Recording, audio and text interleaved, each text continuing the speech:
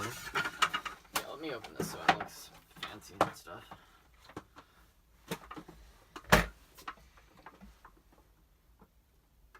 Hello, I'm Ethan Jenkins. And I'm Stanley Evans. And we're going to teach some people about rhythm. We're going to start with some little kids. We're going to go to a 5th grader, a middle schooler. I'm going to work our way all the way up to an IB music student. So, we're going to get there. See what we can teach some Same people. concept, 5 levels. Alright, so I'm sure a lot of you know what rhythm is without actually knowing. So I'm sure a lot of you know songs and music already. So what rhythm is basically, it's how fast you play things in music. So you have something called tempo, which is just how fast your song is, and then rhythm is how fast you do things within that. Would you like to... So if we're doing Mary Had a Little Lamb, it'd be Mary Had a, right?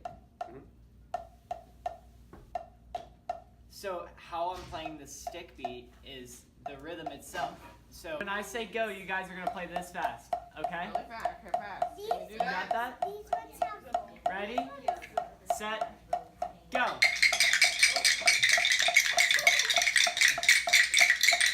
Alright, now that's really fast, right? So now we're going to go a little slower. So we're going to go.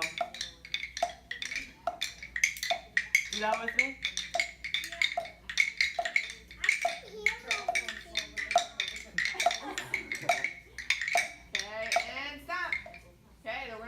Okay, we're gonna say fast and slow and see if you can do it. You remember which one's fast. Okay, ready? And fast. And slow. Slow. And fast. And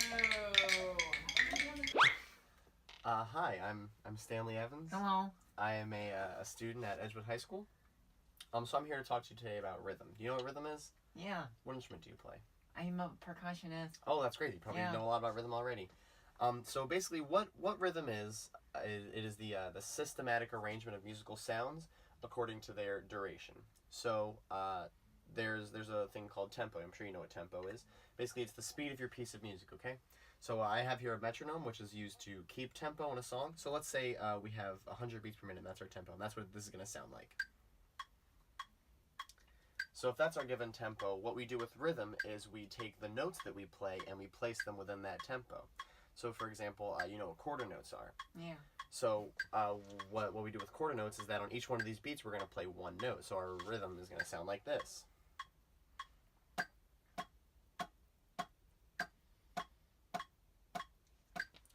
And then within rhythm there are different subdivisions. So we have quarter notes, and if we take the half of that speed, we double that, then we have eighth notes, which means we're going to play 2 notes in every one of these beats. So it's going to sound like this.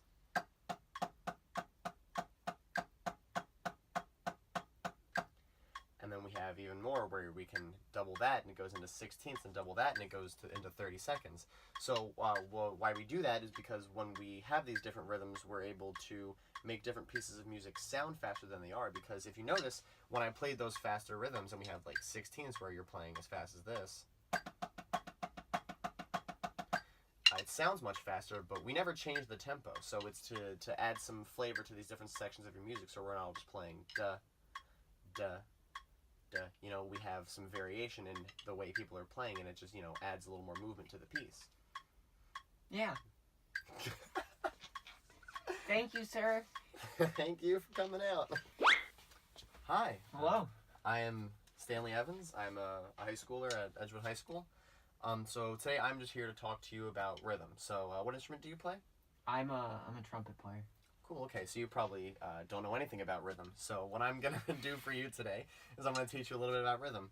So I'm sure you know what a metronome is. So what a metronome is used for is to keep tempo during a song that we play, right? So I'm going to put this one, and I'm just going to make it 100 beats per minute, okay?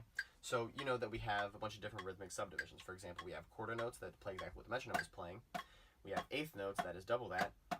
And then we have 16th notes, which is double that. So, you know, we learn all these rhythmic subdivisions to either increase the speed of what we're playing or, you know, decrease it. But something that a lot of composers do is they don't just give you those patterns within music, because what they do is they'll either add or take out notes. So, you have a 16th note pattern where you just play straight 16ths. And what they might do is they could take out, for example, the second one. So you have, because you took out that second 16th note, you could take out the third 16th note and you would have,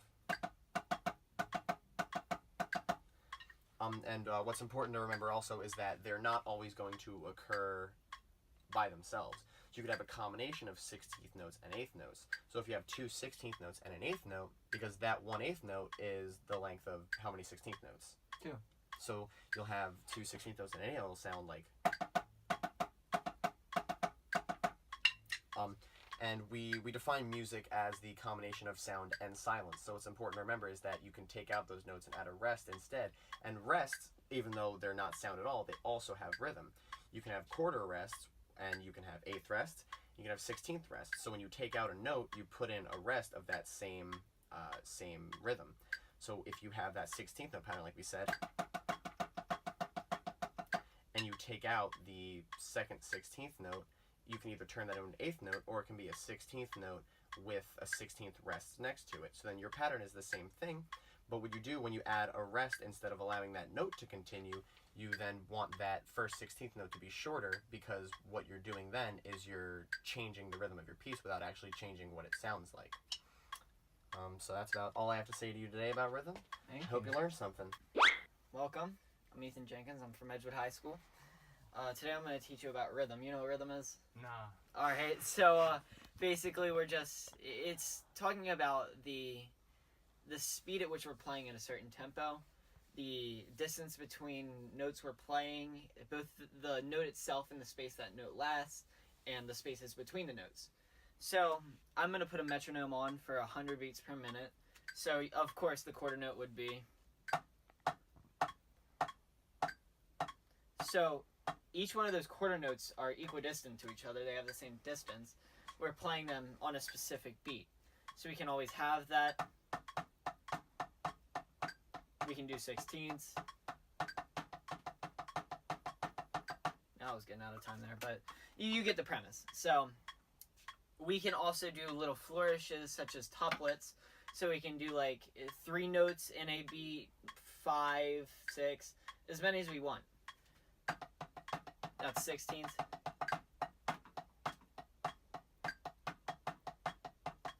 So that was triplets. So we're putting 3 notes equidistant to each other in a specific beat. So we can do that with 6, 7, 8, 9, as many as you want. So moving on from that, we can also flourish the notes we play. We can add little accents to them, playing.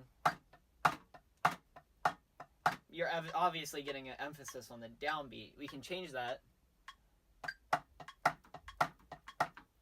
We can do whatever we want to them. So basically, what I'm going to talk about next is flourishing even further, like the specific beat itself.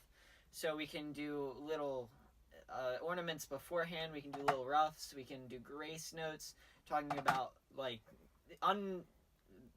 non-metric notes played before a note. So when we do grace notes or roughs, we're just gonna. But this little thing, it's not metrically measured. It's just a little accent. So you can always play them within the beat. You can always play them off the beat, so giving emphasis to different notes, essentially. So, hope you learned something. Nice working with you. Alright, I'm Ethan Jenkins. I'm a percussionist and an IB student here at Edgewood High School. So, tell me what you know about rhythm. Me? The stuff that you can play, as far as like note values and stuff. Yeah, perfect. So, basically, since we're both percussionists here, we're going to dive more into a very rhythmically driven instrument like the snare. Okay. So, let's start out. Then you can add some eighths to it. Some 16ths. Yeah, so basically, you're just shortening that rhythm and making more beats or more notes in a specific beat. Right. So then you can, with the rhythm, flourish it, ornament it, do a lot of really cool things in, take notes in, put notes in, take notes out. Okay. So you can always take like the second note out, and then you can switch it up. And then something very specific to a snare with rhythm is the double stroke. So you can always double stroke, put more accent on it. So, so basically something really cool is you can always change the way the rhythm is being played without specifically changing what notes are being played by emphasizing certain notes.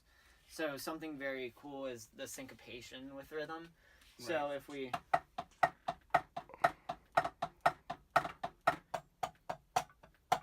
yeah. So you're essentially emphasizing one note more than the other note. Gives a different feel than something like this. It gives a whole new feel to the music. So basically, rhythm is the way you're driving the music. You're giving it a sense of motion along with the melody, whatever's being played at the time.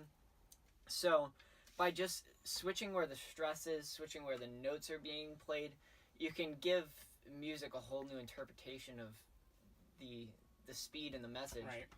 So you just want to do a little bit of a... Just improv? Let's just improv it. Let's speed it up here, because you know how it is. Alright, you start, and I'll just join in with something.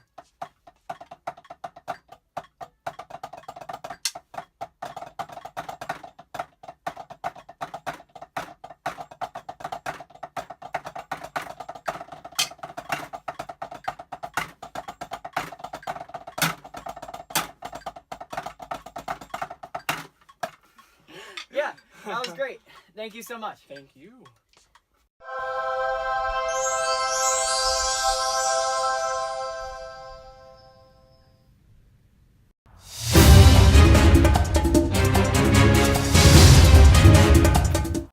Alright guys, thanks for watching. Make sure you go drop a like. Subscribe. Hit the notification button. Always. And leave a comment. Leave a comment. But that's